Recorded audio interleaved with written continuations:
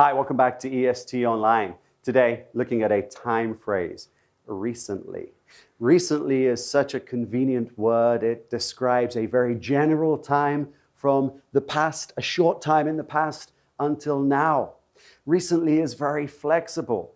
We don't define it by the number of days or the number of weeks or the number of months.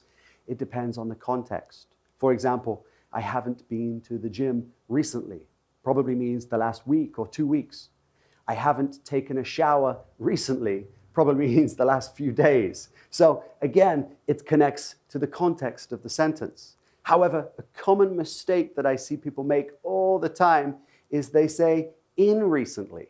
However, we should say in recent days, in recent weeks, in recent months, if we want to be specific about the periods of time.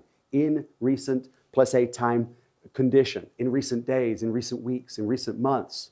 If you want to speak more generally, simply say recently. All right, now you know how to use the word recently a little bit better. Thanks so much for joining us. We can't wait to see you next time. See you soon. Bye.